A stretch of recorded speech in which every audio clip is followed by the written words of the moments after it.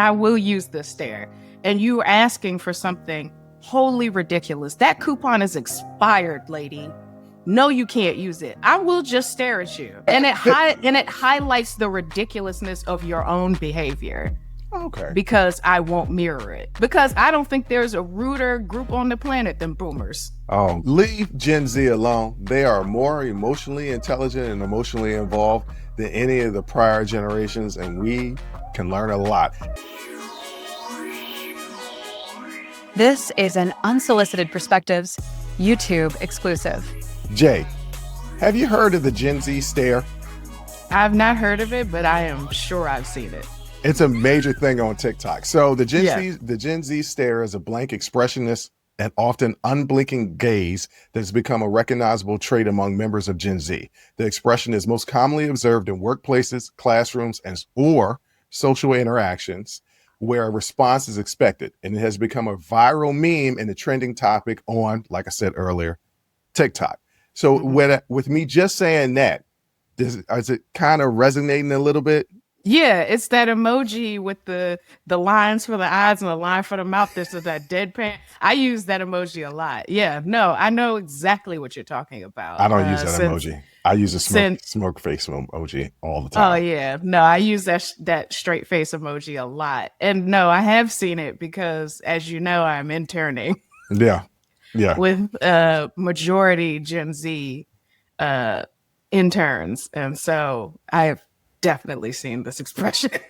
All right. So when we dig in deeper, I think it's kind of a dope explanation as to why this is happening. But what are some of the key characteristics? It's marked by a vacant or neutral facial expression with light to no visible emotion, often involves a pause or hesitation before responding, if a response is given at all, interpreted as either a performance of indifference or a quiet signal of rebellion, sometimes read as sarcasm or dry humor.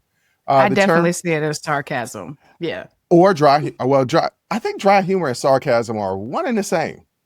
No, sarcasm and dry humor is a little different. If your humor is dry, you're not necessarily being sarcastic. And I don't necessarily think all sarcasm is dry humor. Okay. Because it's like, oh, really? I don't consider that. There is an interlap though. There is. Yeah. Okay. Yeah. I definitely think that, yes, you can have both.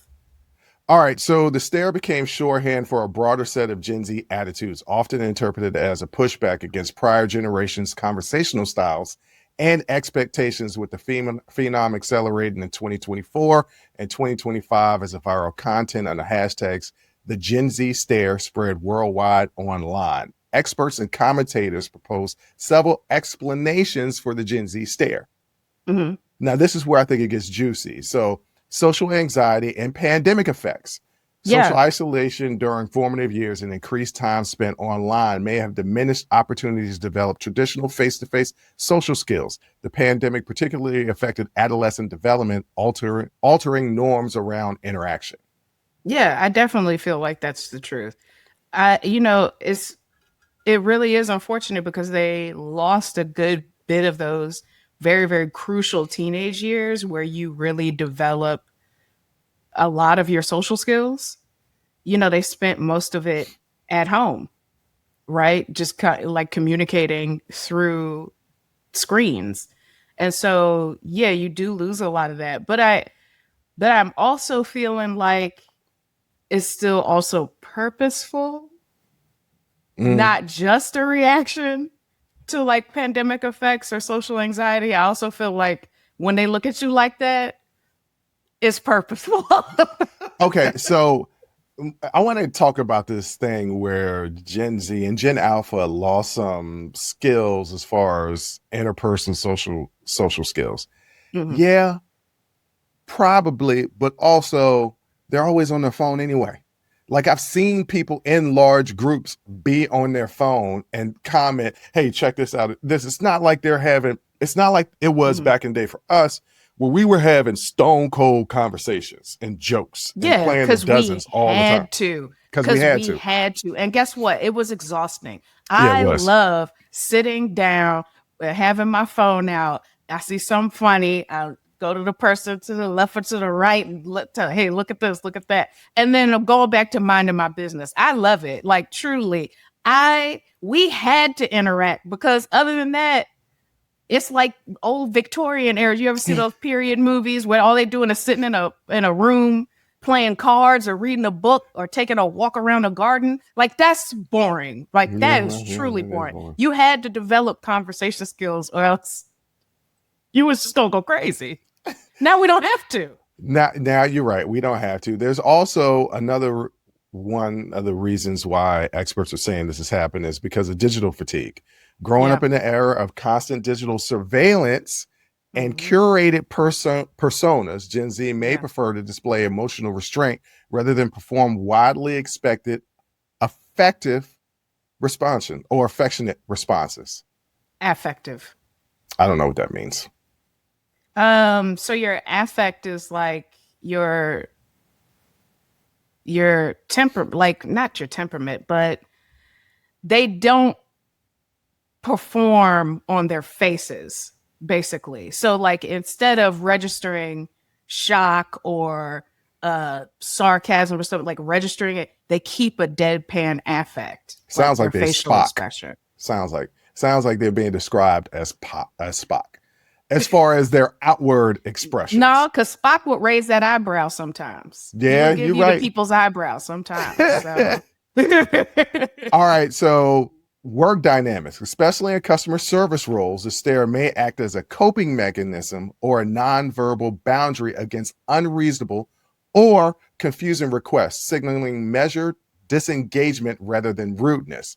Now, some people will still take that as rudeness, but but it's not overt rudeness, right? Like it's a very subtle rudeness that I think is quite effective. When you are in a situation, a customer service situation, I've been in one, and I will use this stare, and you are asking for something wholly ridiculous. That coupon is expired, lady. No, you can't use it. I will just stare at you. And it highlights the ridiculousness of your own behavior. Okay. Because I won't mirror it. Okay. So I actually do that as well when people say something stupid to me and they're like, what do you think? And then I'll just look at them. Yeah. And just I'm like, look. what? And I won't say nothing. I won't say anything. And I'll be like, I just I guess this is your time to reflect on exactly what you just said. What you said or what you did. Yeah. It also can be considered expressions of disinterest or being overwhelmed. Frequently, the stare may simply indicate that the individual feels overwhelmed, uninterested, or is silently processing what is being said. That's another thing that really doesn't get talked about. Like a lot of times somebody says something or does something and previous generations just react. Instead of taking the time to process what's happening, they react. So this stare is just like, how do I feel about everything that's happening right now? It reminds me of there's like a video and a woman is trying to say something nice about someone else and it's taking her a minute. And the person, you can hear the voiceover and they're just like, it take you that long? Go ahead and find it. It take you that long? It does. And it was just like a blank stare while she tried to find something nice to say. And I'm like, that's it. Like, it's like, you got to process this. I heard what you said. It was dumb. Let me just think about how I'm going to respond to this. That requires the least amount of energy on my part. Now, they say millennials and boomers are having this clash. And there is a clash between boomers and millennials. But there's also this intergenerational friction between Gen Z, millennials, and Gen X and boomers. Like Gen Z is getting it from everybody. Older generation. Gen X. I think we can all safely say Gen X, when MTV started like really getting going, they checked out. Gen X has not contributed much to the conversation. I think we could all say that. Well, I'm in that in-between phase where I'm a millennial, where I'm the last remnants of Gen X. and the beginning of millennials. And so Yeah. they were I'm in this Yeah, because it goes back and black forth hole between zone. millennials starting in 80 and 81. Like it Yeah. goes back and forth. So yeah. And so I'm like, some of our aunts and uncles, some of our aunts are only 8 years older than me, 9 years older Hmm. than me. So Hmm. I'm kind of in that generation, but kind of not. Yeah. And we have an older cousin who's 8 years, who I've always looked at as my older brother. Mm.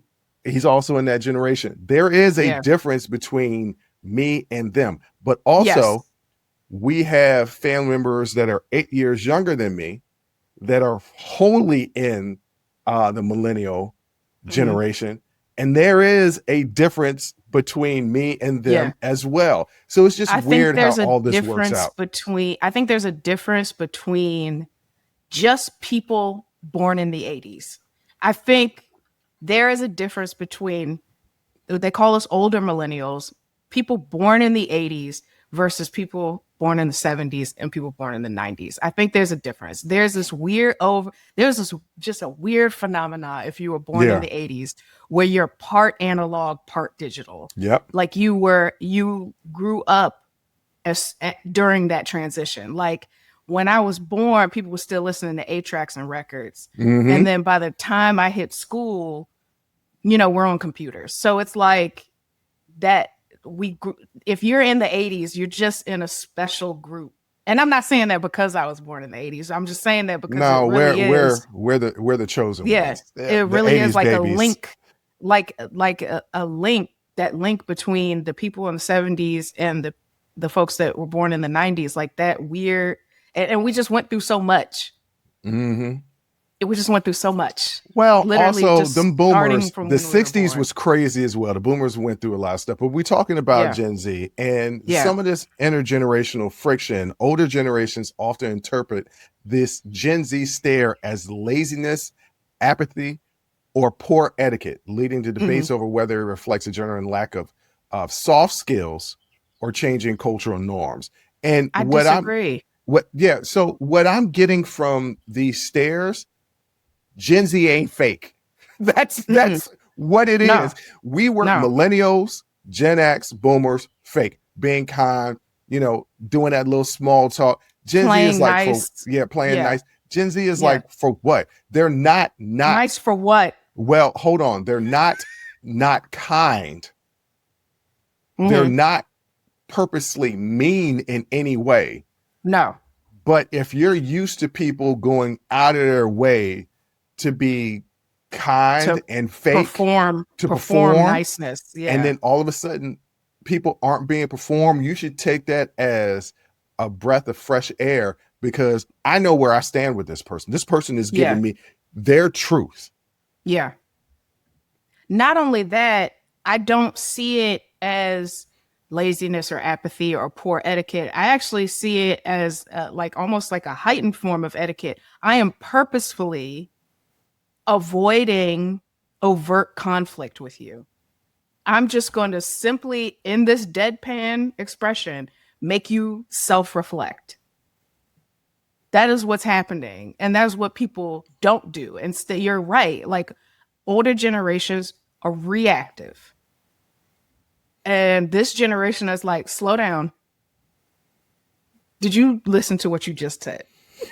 Do you have any concept of what you just did? And how it is wholly inappropriate? Because I don't think there's a ruder group on the planet than boomers. Oh God, here we go. This is not going to be a situation where we consistently attack boomers. Why not? Because here's the thing. Older millennials, we're in our 30s and 40s, right? Mhm. We are that middle class that they're destroying with their decisions. We are that class. Like that is us. The people that are trying to buy homes and start families and do all these things, that is us. It's our Social Security that's going to be taken away. So no, I'm gonna forever have a problem with boomers as a collective. And I think most millennials do. Yeah, well, boomers, I don't know why you can't settle down and buy a house, because a house is $1 million. Yes. When you were coming up, you paid $184. Their response would be like, you make triple what I made. when I was your age. Yes, that is absolutely true. But we have other things that we have to pay for that you didn't have to pay for. Like what? Yeah. You didn't have to pay for a cell phone. Right. Cell You phone didn't have is to pay for internet. infinitely more expensive than that house phone ever was. Yeah. You don't have to pay for internet. You don't have to pay for cable. Not really. No. You No. had the channels, and you put your little antenna. You get Car the insurance? UHF channels for Yeah. people that don't. For my younger millennials, Gen Z and Gen Alphas that happen to be watching this show, there was an antenna that you could put on your television. You have to describe even what an antenna is, Okay, because they didn't even have the phones with the antenna. You're right. There's really no way to describe what I'm talking about. I can't even say, the antenna on the car, because they don't have antennas They don't that have pop those up on the either. car anymore. I don't know Nope. when they got. As a matter of fact, when did they get rid of those? They just said, we don't need these anymore. And they got rid of them. And it became, I can't even describe to you what an antenna is unless I get very, very technical. An antenna was an actual physical instrument that was like Wi-Fi. And what that antenna would do was catch channels that you normally wouldn't catch, like Wi-Fi.